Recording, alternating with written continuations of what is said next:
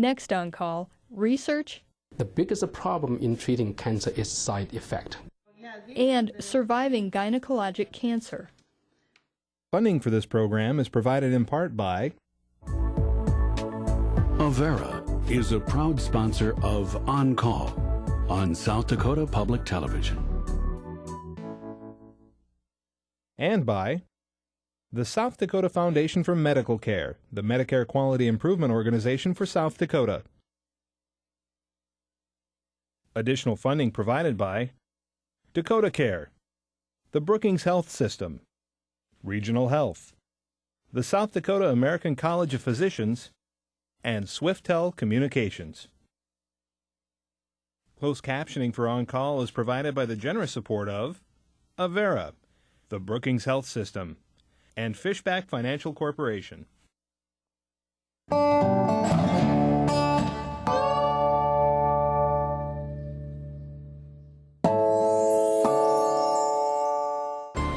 the valve. All of them together. And which was healthier, the yogurt and the bagel? All right, I'm going to start by measuring the size of it. You could also add grilled chicken to this recipe. Blow hard, blow, keep pushing. And try to push your head. Pull red handle to open bag.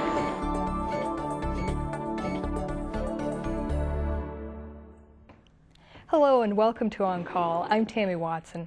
There are 5 main gynecologic cancers: cervical, ovarian, uterine, vaginal, and vulvar. The cause of some of these cancers can be traced back to a virus called HPV. That stands for human papillomavirus. Some of these cancers are due to hereditary factors, and some are due to environmental factors. In most cases, however, a clear cause is not known. What doctors do know, however, are ways to diagnose cancer, ways to reduce a woman's risk for some cancers, and the pros and cons of various cancer treatment options.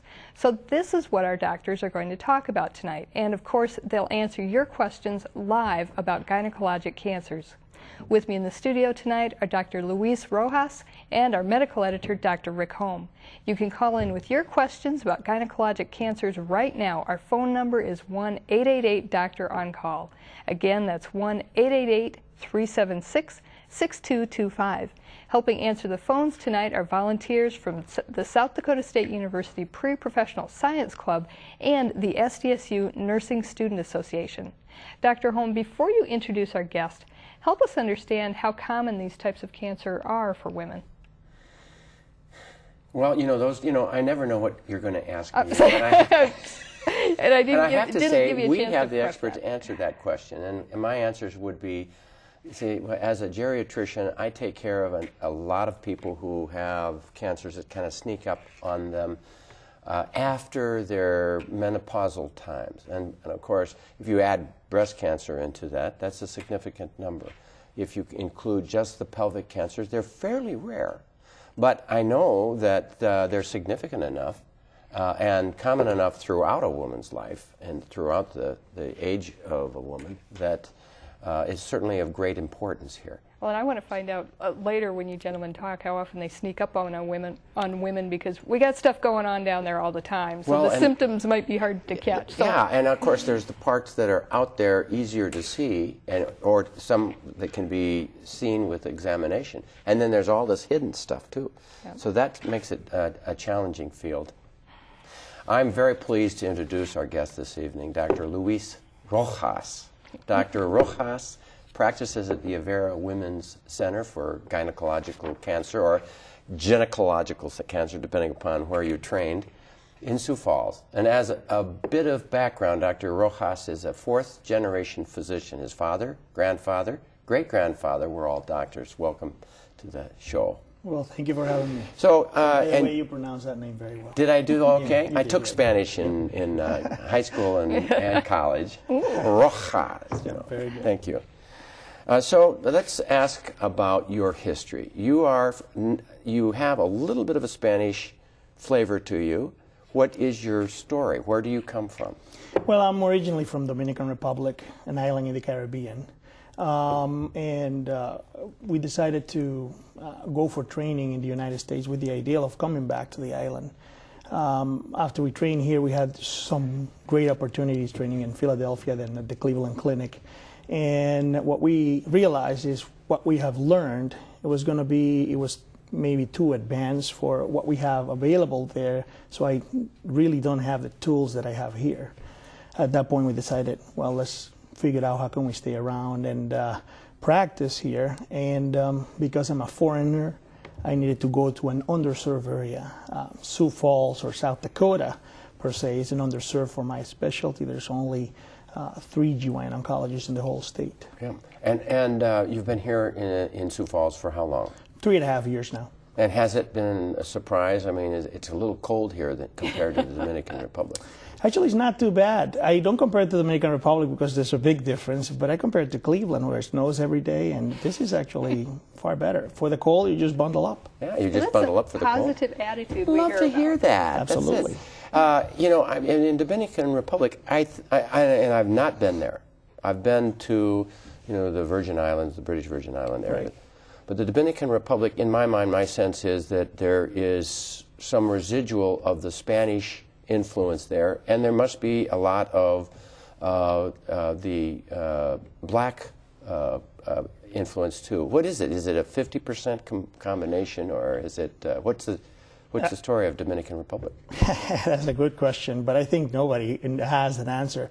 We're called basically mestizos, which is the translation for mixed. On the very beginning history, the Spaniards mixed with the Native American, with the natives of the island, and then when the slaves were brought in, everybody got mixed. So it's a true mixture. True mixture. And the interesting thing is, Columbus really did stay a long time. That was his main stop, right? He did South America, but this was his main space, and we think we have Columbus's bones in the Dominican Republic. Yeah, there's been significant debate about that between Spain but there's a big monument called the Columbus Lighthouse where his remains are kept. Great. Well, we'll get to health issues and not just the Columbus and the Dominican Republic story, but thanks so much for joining us, and we need your phone calls. So give us a call. We'll be right back after this. An estimated 1,000 women are diagnosed with vaginal cancer, and 3,500 women are diagnosed with vulvar cancer each year. We're a true mix. Cancer survivors know better than the rest of us probably the meaning behind these words: stage, metastatic, quality of life, and clinical remission. They also understand the importance of supportive friends and family during a fight against cancer. Our next report is a survivor story, and up next you'll meet a woman who will tell you firsthand about finding the courage to fight cancer. This ordeal began last March when I went to the Brookings Clinic for my annual routine Pap test. The results from the test came back, and I was told that I had some cancer cells. Despina Brandwein has written it down, her story of surviving cancer. And a big part of that story is the courage provided by the support of family and friends. My girlfriends were so good. I have one, Anne. She would send a card every 3 weeks, so I'd have a card for my chemo. You know, good wishes from out of town she is. Lillian brought lentil soup and fruits and I don't know, just lots of calls or come by. Donna brought little presents with praying hands and, you know, my little angel. The small angel pinned to her collar and cards and little gifts from those who care remind Despina Brandwein that she was not alone during her battle with cancer. Then I had so much support from friends and family. I had a lot of pills to take, but it was for me. 1, 2, 3, 4, 5. Brandwein hopes that people realize how much they can make a difference by just being there for a patient with cancer. And she wants women to be very aware of the value of a Pap test for cancer screening. When I went to this doctor in Brookings, he said, "Oh, you're 79. We don't do Pap tests after 71. I said, "Well, I'm here now. I'm ready." The support of loved ones and a proactive approach to her own health are at the heart of Brandwein's survival. Her story would be very different if she had not asked for a routine cancer screening exam. And the stage 3 cancer was in clinical remission. There will be a blood test every 3 months, and Dr. Rojas will see me at that time as well. I am very lucky to be cancer-free. That's all. Dr. Holm, I know Despina Brandwein is a special patient to you, and she wanted to stress that she had no symptoms prior to the, screening with a Pap test and kind of what the doctors discovered from there. Right, and actually, the Pap test looks for cancer on the outside of the cervix, which is the mouth or the lips of the uterus. Yeah. And actually, the ovarian cancer is from far away. I mean, the ovarian cancer cells must have slipped down through the ovarian tube, in through the uterus, and out to catch it on the Pap smear, which is amazing to me. And I don't know the whole story of how that happens, but can you explain that to me a little bit more, Dr. Rojas? Yeah, Debbie, as she likes to be called, is really a special case because the Pap smear is not designed to screen for ovarian cancer. No. But there has been description of fallopian tube cancers, ovarian cancers that are similar cancers being sort of picked up. And what usually is picked up is there's an abnormality we have to further investigate. Right. And that's what we did. And oops, there's something. Correct. And the next step was, Dr. Rojas, would you see her and advise us what to do? Yes. You know, what a lovely lady. And I think the major thing that was just struck me with that story is how valuable friends and support are to a person. Think about, when you all of a sudden you've got a diagnosis, it can bring a person to a little bit of loneliness, and that's the time the friends are needed. Absolutely. There's a big difference on how patients do depending on whether they have that support system or they do not. No, let's talk about that a little bit. Now, you think that people actually do better when they have support? Absolutely. When they have their family, their friends that are there with them in the very tough moments, things do go different. It doesn't matter what the ultimate outcome is. They do go different.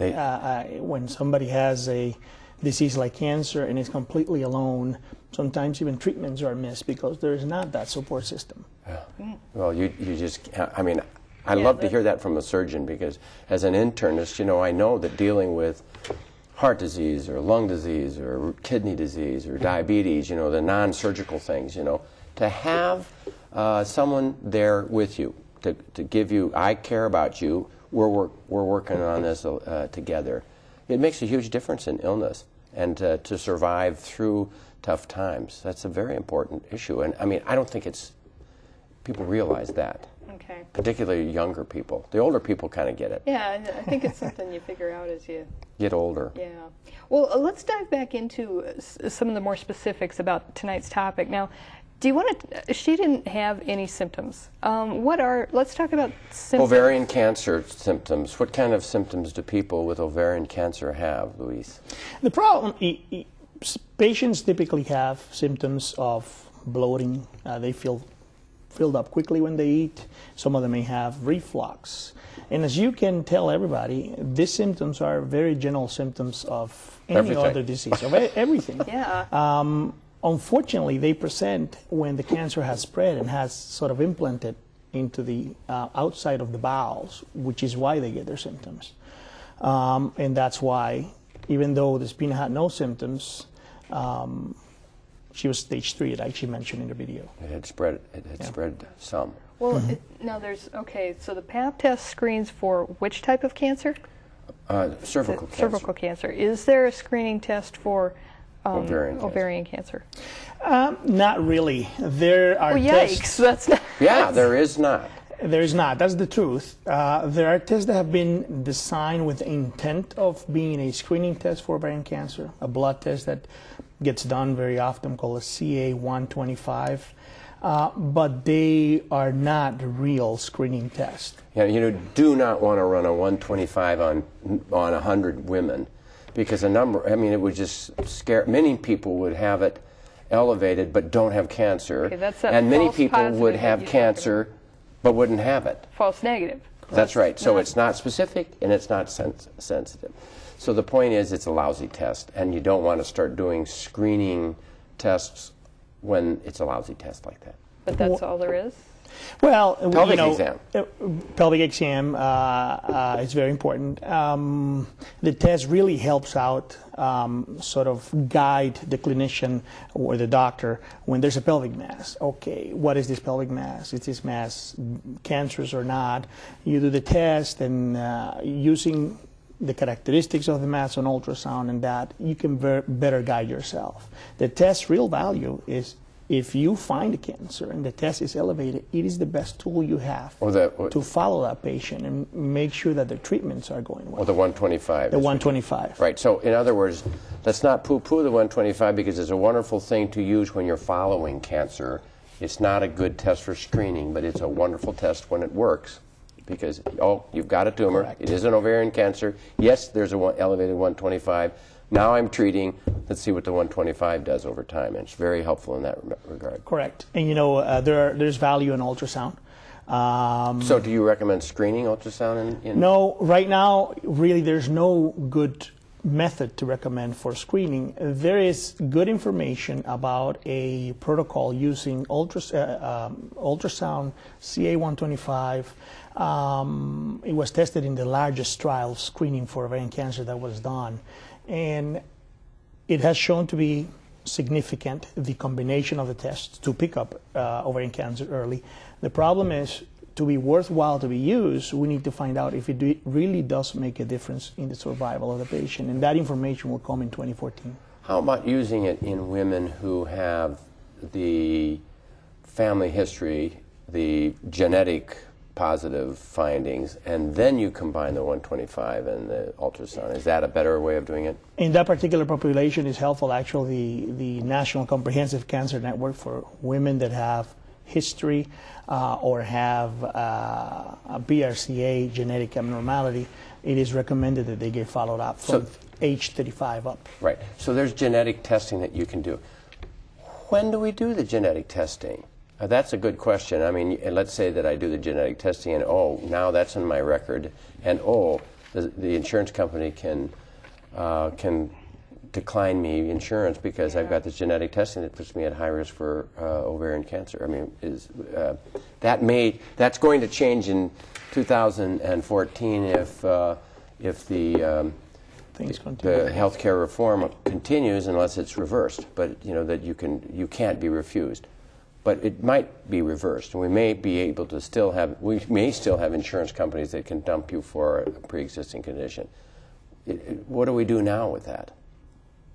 Well, the indication, the test is indicated, or we select patients depending on family history or certain outliers. For example, in somebody that has a sister or a mother presenting with a ovarian cancer, or breast cancer at a very early age. Those are things that will make us think, there's a high likelihood of a genetic mutation. Let's do the test then, and a person can say, you know what, I don't want to know, I don't have insurance, I don't want anybody to know. I'm not going to get the test. Correct. This sort of, you may have already answered this question, but a caller from Brookings, a lady age 53, she's heard there's very few symptoms for ovarian cancer, so how does a woman know what to look for? Right. And you were talking about family history as something. Family history, late menarche, which means the late time that late menopause. I'm sorry, menarche. Late menopause, which means, actually they say the more time that you have ovulating, the higher risk you have of ovarian cancer. If you've been on birth control pills, it suppresses the ovulation. It's lower chance of.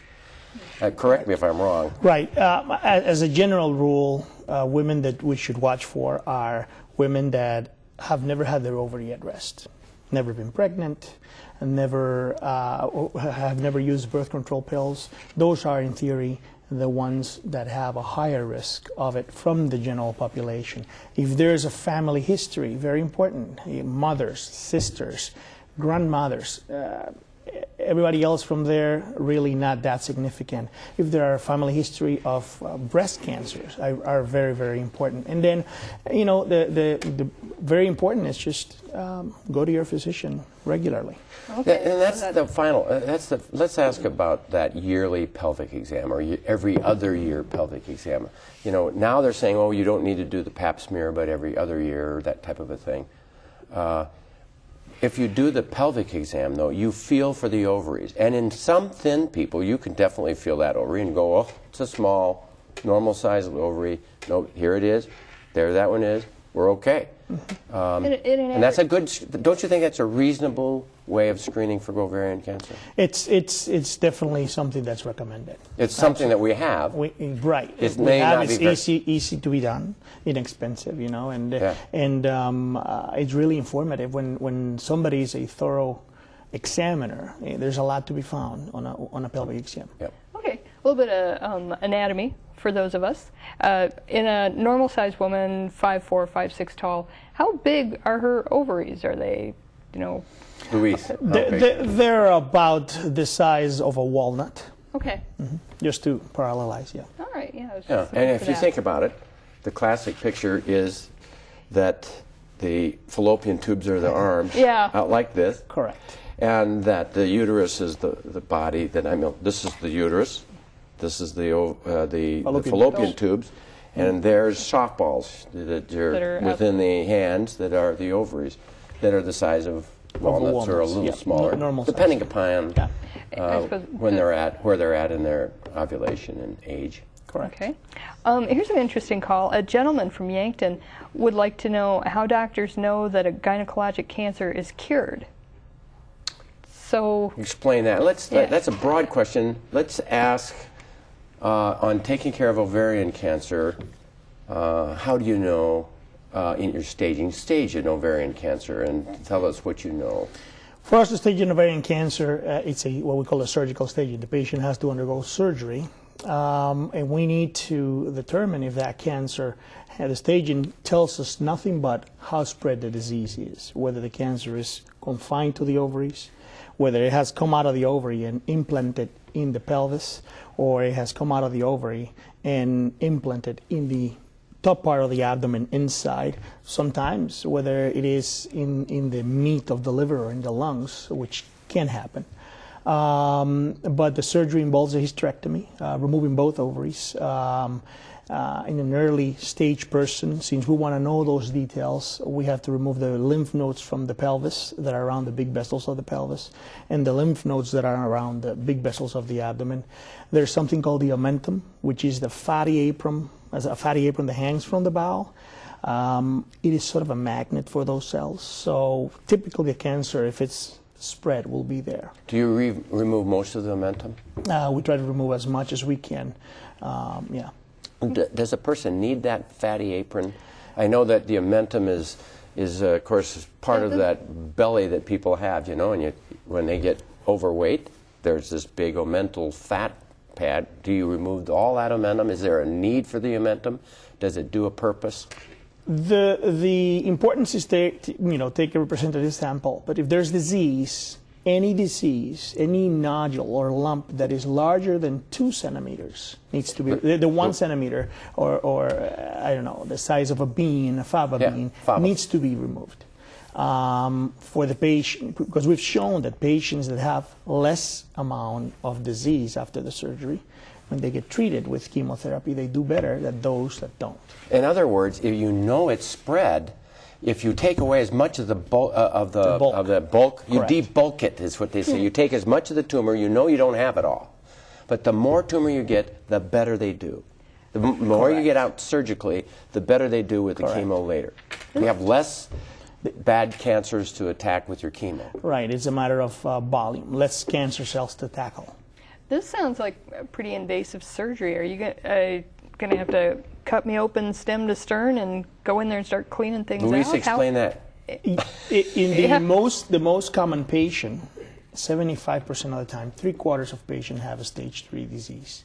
So in the most common patient, for us to do a good job at debulking, the term that you use, we need to do an open surgery that usually goes from the hairline in the pubis and sometimes up above and around the belly button. Okay. So that, if you think about it, it's not above the belly button, so that's not so bad, and it's down below. But you said when you find it, 3/4 of them have spread to stage 3. Because there's not a lot of symptoms and we don't know it's there until... That's it. Correct. You don't know, and there's no good screening test, even a careful pelvic exam. Correct. And the pelvic exam, of course, in a really thin person is a lot better than in a heavier person. You just can't feel in a heavier person. You're going to talk about exercise now, aren't you? I was about to encourage exercise to help you prevent cancer, but anyway, Okay, I'm sorry. Well, let's get back to the phone calls. Caller from Sioux Falls, aged in her 50s, and she had non-cancerous polyps removed that were caused by HPV virus,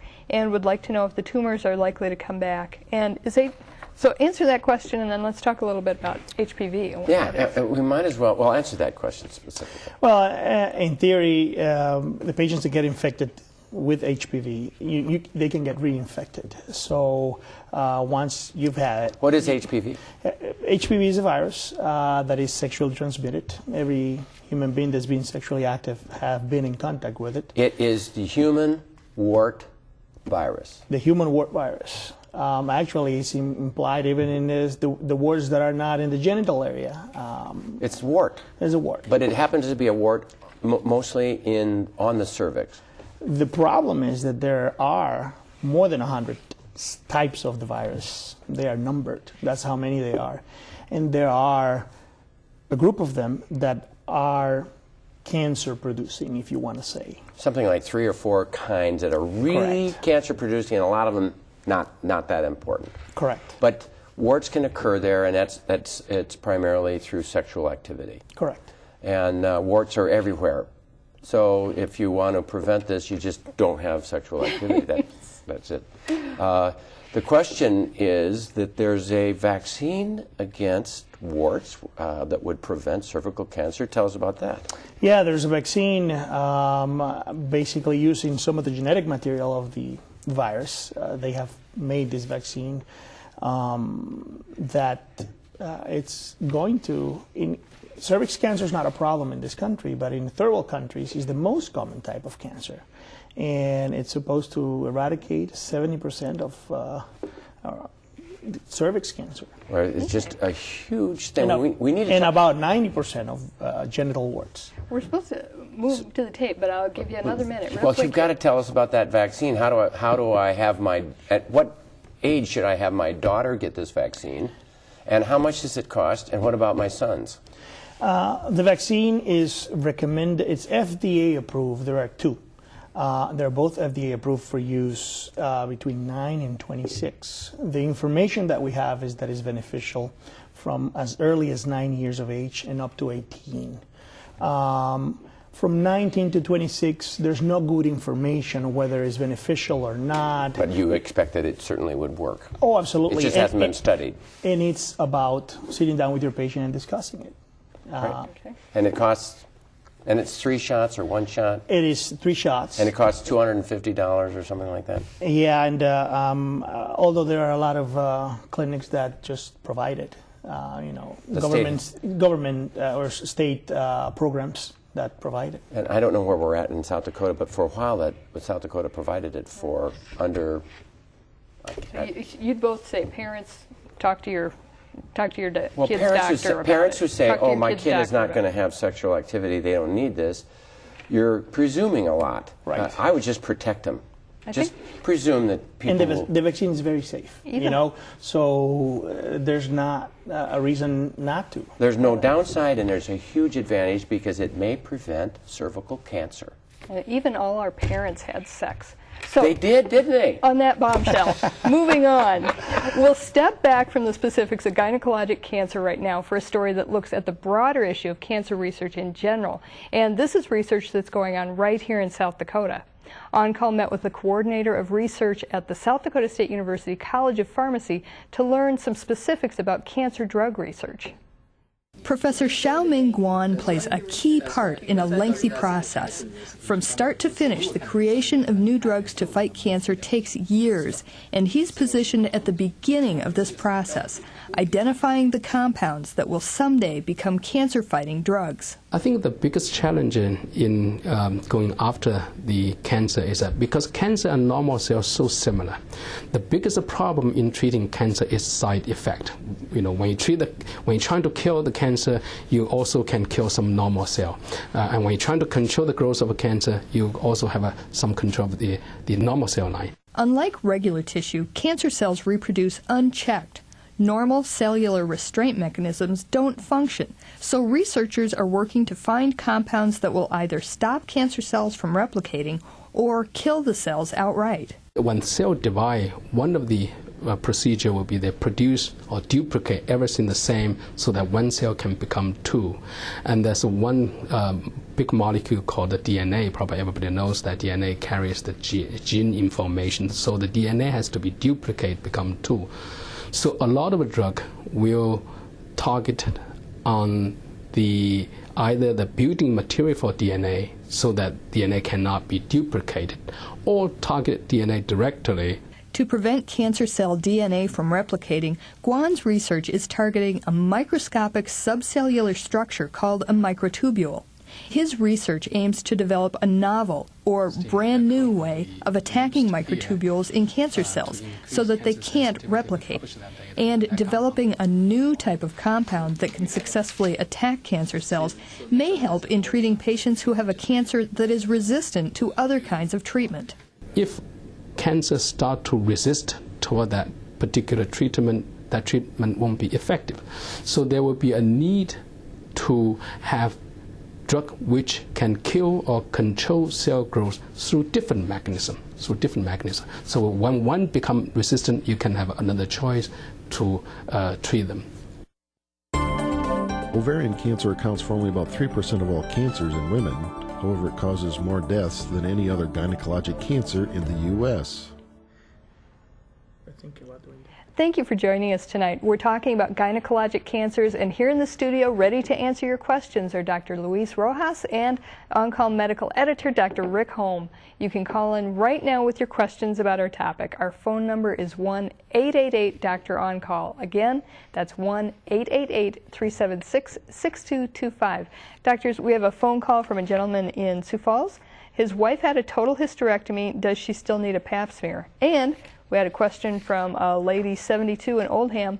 She had a hysterectomy, or she's a female, wondering if someone who had a hysterectomy still needs to have gynecologic exams. So, but see, it depends upon whether they had an oophorectomy. That's a great word. That's a real word. Yeah, it is. It is oo meaning two ovaries. Okay. And oophorectomy is one ovary, and oophorectomy is both ovaries. And if you have a hysterectomy, you've had your hyster removed, your uterus removed. But if you've had an oophorectomy, that takes you out of the concern for ovarian cancer in the future. Now, when you do a hysterectomy, do you typically do an oophorectomy? It depends. It depends on the patient's age, the reason for the hysterectomy. If it's for ovarian cancer, we obviously remove the ovaries. If the hysterectomy is in a young woman that's still going to need the hormones, then you outweigh the benefit, the risks, and how long does she have until natural menopause occurs. Right, and what is their family history for ovarian cancer and so on and so forth? So that's a good question. But what was the first question about history? Let's talk about when do we do pelvic exams? That's changed. When do we do pelvic exams? When do we do pap smears? You know, how often should we do it? When should we start? When should we quit? The actual recommendations are to start with pap smears, for example, at age 21. The reason it used to be first sex or 16 or 18 or whatever, but and the reason for that is the incidence of cervix cancer, which is the main goal of the pap smear.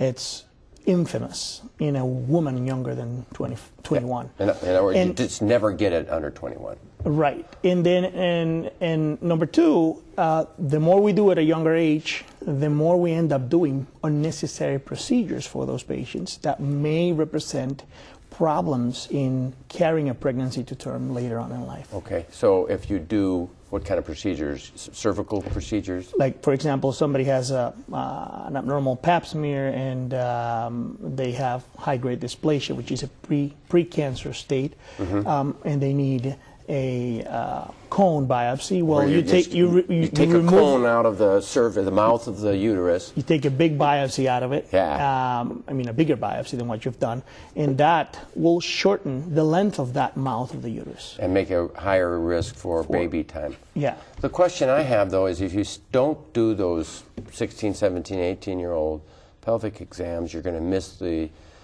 sexually transmitted diseases that some of these women have. Well, there's a different story. If a woman is sexually active and that's when they should start getting a pelvic exam. May not be a cervical exam. That doesn't mean a pap smear. If she's sexually active and have multiple sexual partners, well, we should discuss with the patient what are the sexually transmitted diseases, and that patient will need screening for sexually transmitted diseases. Right, but that doesn't mean a pap smear necessarily. The other question I have, I was just thinking about sexually transmitted diseases, and maybe we won't want to talk about that. We're talking about cancer. What about, is there any sexually transmitted diseases that carries a risk of cancer besides the warts of the cervix that we just talked about? Not really. No others are really implicated in cancer. HPV is the only sexually transmitted disease that has been linked to cancer. But there is a lot of sexually transmitted diseases that can cause infertility. True, and that they cause that because the sexually transmitted disease produces inflammation inside and scarring of the fallopian tubes, and there's no way to get pregnant. Those little eggs can't get through that. Can't get through those tubes into the eggs cannot get through the tubes, and the sperm cannot meet the egg. So that juncture doesn't happen. Well, here's an opinion question for you gentlemen. Now, do you think most women are comfortable with going in for an annual, pelvic exam, or it's kind of a personal thing? Yeah, that's kind of a personal thing. I just heard Patty Giebing. She's been on our show. She's an OBGYN. She just talked about where she was in Pakistan, doing missionary work. Okay, and she's delivering babies and doing C-sections and all of these things in third world country. And it's unbelievable, the death rate and the need and so on and so forth. But they only want women to examine women. The men want women to examine their wives. The women want women to examine their wives.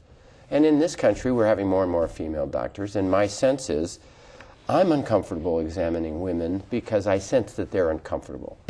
At the same time, guys want a guy to examine them. So, now you are not in that major category of screening all these women. You get to take care of them after.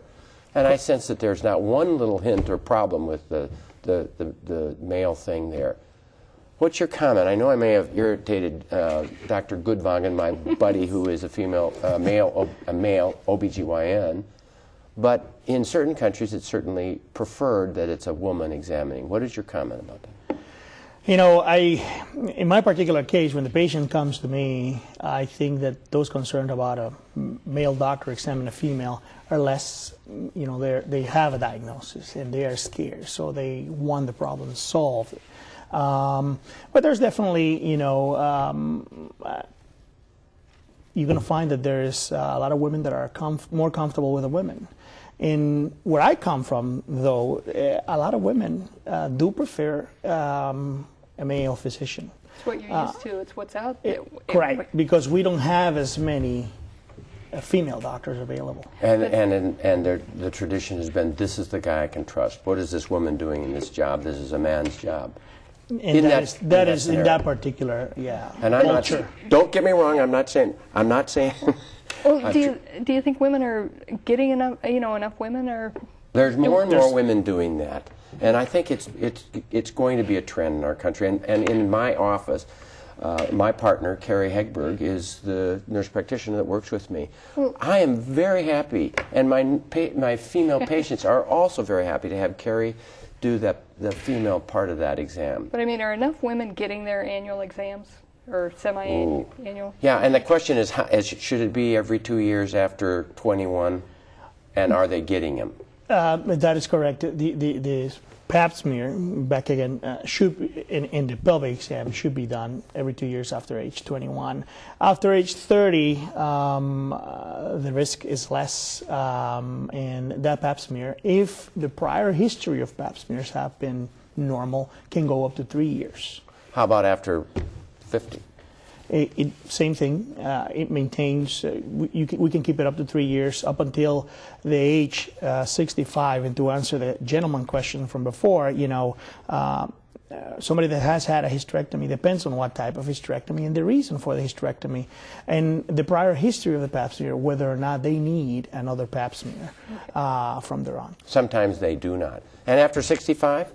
After 65, they're all negative their whole life long. Do they need another Pap smear after 65? The guidelines say they don't. Now, I'm going to tell you this. If you're a woman of 65 and you're widowed at 60 and you have a new sexual partner and you're 66, go to your doctor. How about this?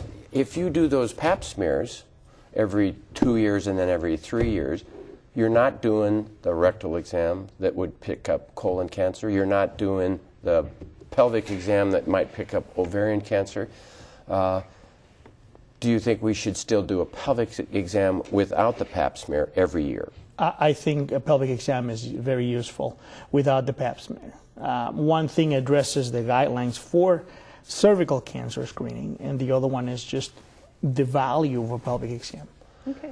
I'm going to dive back into the questions here. A caller from Sioux Falls, a woman age 50s, has recent itching and has discovered a rounded growth on her vagina. She has had a complete hysterectomy before. What could this be? Growth on the vagina. It could be a million things. Many things. The important message is go to see your doctor. It depends on whether the growth is on in the vulva, actually, the outer part of the female genital tract or the vagina, or how it looks. It may need a biopsy. It may just be a cyst that occurs there that can be drained. But a physician needs to see that and make that decision while evaluating her. Okay. Right. So, some very benign things just sit on the side of the vagina, and you just check them every year, and they don't change. And okay. See your doctor. See your doctor. Question from Rapid City, lady age 58. She's a daughter well, she's a DES daughter and would like to know what her cancer risk is. So explain what a DES patient is. That's a very good patient, very good caller. DES was a medication that was used a couple decades back for nausea control during pregnancy. DES meaning diethylstilbestrol, which is a kind of an estrogen, isn't it? Correct. And it was determined that in women that were pregnant with females, while they were on DES. While they were on DES, later in life, they were at risk for many things. More commonly, structural abnormalities within the female organs, so a smaller abnormal shaped uterus, abnormalities within the cervix, but there was also an increase of a very special type of female genital tract cancer, what we call an adenocarcinoma, so a sort of a glandular type of cancer. And where would that kind of DES glandular cancer be? In the wall of the uterus? In the wall of the vagina, in the cervix. So it's ectopic. I mean, it's right. Right. There is a condition called vaginal adenosis. So there are certain glands that occur as an exposure to that, and that can later on. How high is that risk for a DES daughter? Is it? It is above average. It's about 2 to 3 times as much than for somebody in the general population. Okay. So they need a pelvic exam every year. They need and a look-see, primarily. Those patients actually, the guidelines recommend yearly Pap smears and yearly general evaluation. I prefer the term pelvic exam to look-see, but that's just yes. Sorry, pelvic exam. Did I say look-see? You're allowed no, to. You're a professional. A question, just a general caller wants to have you talk about vulvar cancer. What is the vulva? And what is vulvar cancer? The vulva is sort of the outside of the female genital tract. The labia majora, the labia minora, both of those areas? Both of those areas, and then the part behind the opening of the vagina, the perineum also. It's part of that. And vulvar cancer is a cancer that's very similar to cervix in the sense of its potential origins. It does have, it can occur as cervix, in a young, sexually active woman with all the risk factors for cervix cancer, but it can also occur with advanced age as a consequence of other changes within the skin of that vulva that are more commonly occurring with age. So it comes with warts, but it isn't necessarily warts. It's like irritation of some kind. Correct. Now the problem with vulvar cancer is one of those things that the average time from symptoms to the cancer pickup is about 2 years, because the patient goes, it itches down there, and the doctor looks and puts a cream there. It's sort of, I don't know, I think we should try to get a biopsy more often, and probably will pick up some of those. So that's a message to the physicians and to the patient. Right. If it doesn't go away, be persistent. Say to the doctor, correct, I'm worried about possible cancer. Is that a possibility? You're just covering it up with a cream. Does it need to be looked at a little bit further? Could we biopsy it? I had a patient who had atrophic vulva. That the color of the skin it's just perfectly white, and the skin is atrophied. Tell us a little bit about atrophic vulvar kind of conditions and why they occur. Yeah, they typically occur as the normal hormones of the female disappear, and it's very simply handled with topical hormones. And those are really not a big concern. It's more of a symptom controlling situation. And does not necessarily lead to or put a risk for squamous cell cancer or vulvar cancer. Not necessarily. There is a condition of the vulva called lichen sclerosis, which is a similar process. It's actually a problem with the glands underneath the vulva, and it looks very atrophic, like what you said, very thinned out. And that poses an increased risk for cancer. Bingo. When you're talking about the vulva and discomfort and itching, instantly a woman wants to ask about yeast infections. Well, is a yeast infection a risk of cancer? What about that? Right. Maybe we could just spend a bit, it's probably the most common GYN problem that there is. Many people have atypical, and we've got 2 minutes before we wrap. So atypical infections of the vagina. It's not always yeast. Sometimes it's bacteria, and it's related to antibiotic use, or it's diabetes, or what. Tell us about vaginitis. Risk for cancer slightly, but how do you treat it? How do women treat it? And do you throw the douches out the door? I mean, they're all gone, are they not? Yeah, I mean, vaginitis is usually, the most common vaginitis is a problem of the environment of the vagina, whether vaginal douches used and the normal bacteria of the vagina has been wiped out, or the patient's a diabetic and is at risk of having an overgrowth of yeast. The importance here is diagnosing the appropriate condition. So you go to the physician, primary care doctor or gynecologist, take a swab, determine what kind of organism do we have, treat it with the right agent, and take it from there. Yep. There is very little to no risk for cancer if these things are properly treated. And is there a place for douches anymore? Vinegar douches? I'm not a fan of those. I tell my patients it's really being more problem than anything. The vagina is designed to clean itself. Yes. So leave it alone, and the douches are gone, and correct, forget those types of things. Correct. Okay. So you're telling me that the over-the-counter treatments for, vaginal yeast infections. No, I mean, they can work. They work, and that there are patients that for some reason or another, or the type of underwear they use, they get, for example, recurrent yeast infections. Those patients, I agree, they know their body, they've been through it multiple times, they can go and try it. If they don't feel better, go see your doctor. Yeah. Okay. Right.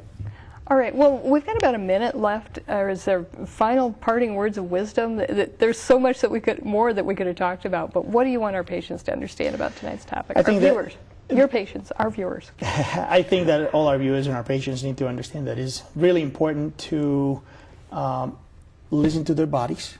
You know, even though I don't have symptoms, listen to their bodies. There may be very subtle changes in regards to some of the cancers that we deal with. And always visit your doctor. Get your family practitioner to listen to you and go to them. That is the best way to really keep your health, gynecologic health well. Okay. Dr. Holm? Well, I think the take-home message that I would have for all women is that a good preventive screening is important. Absolutely. But you can't beat a good exercise program. Have I ever said that before? I don't know. But, you know, do a walk a day. Do the 2M. Move those muscles. Walk a mile a day. I'm going to go run now. There you go. All right. Thank you, Luis. Thanks so much. Thank you for having me. Thank you. Doctors, thank you so much for being here tonight. Stay tuned. We'll take a quick break and be back with a homespun perspective. You don't want to miss it. And then what's new in medical science. Looking for reliable healthcare information online? You can start with the resources link at the On-Call website. From there, you can access a variety of accurate and dependable information sources, including the South Dakota State Department of Health and Medline Plus. When this story begins, Mrs. Z was 70-ish and a special patient to me because years earlier I had discovered her need for heart valve surgery and later had helped direct her breast cancer care after she had discovered a lump. Now she had pelvic pressure pain and fullness, vaginal bleeding, and some urinary symptoms.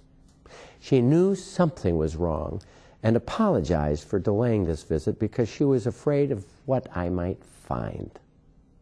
It's one of those moments you don't forget. On exam, I was surprised to find a grapefruit-sized mass in her pelvis.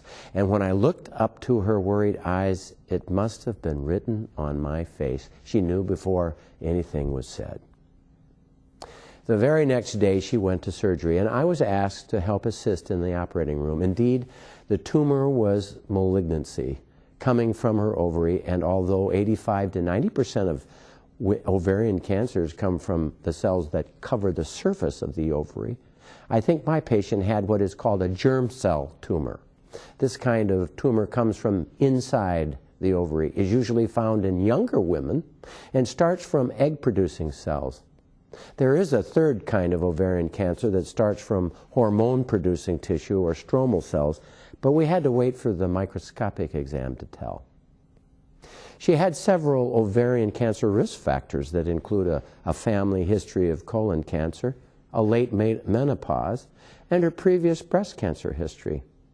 Even when we understand risk factors, ovarian cancer is called a silent killer because, like in Mrs. Z's case, the symptoms usually appear late, often after the tumor has spread. But in her case, the cancer hadn't spread. Mrs. Z eventually died of heart failure in her late 80s, had many wonderful retirement years with her kind husband, and our friendship grew through those years. It's the kind of thing that makes my job such a joy. We'll be right back.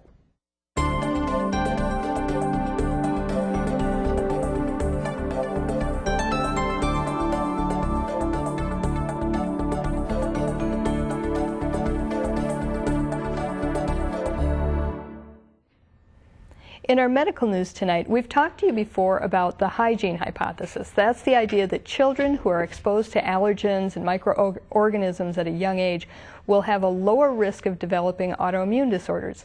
This includes diseases like asthma and lupus. It's still a theory, mind you, but many scientists are looking into it. And now a philosopher with Oregon State University says that the researchers studying the hygiene hypothesis need to probe into gender differences. Sharon Clow is with the OSU College of Liberal Arts, and she says that because little girls are encouraged to be neat and tidy and stay out of the mud, the end result may be more autoimmune diseases in women.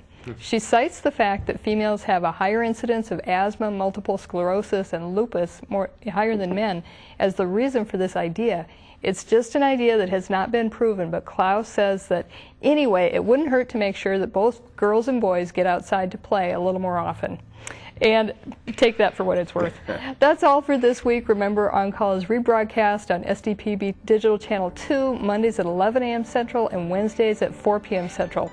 And once more, I'd like to thank our guests, Dr. Luis Rojas, and our medical editor, Dr. Rick Holm. It's a pleasure.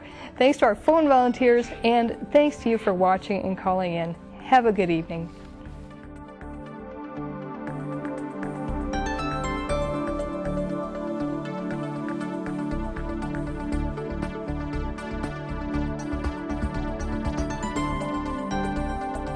Funding for this program is provided in part by Avera is a proud sponsor of On Call on South Dakota Public Television.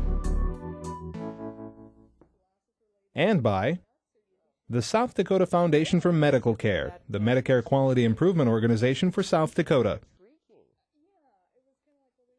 Additional funding provided by Dakota Care, the Brookings Health System, Regional Health, the South Dakota American College of Physicians, and Swiftel Communications. Closed captioning for On Call is provided by the generous support of Avera, the Brookings Health System, and Fishback Financial Corporation.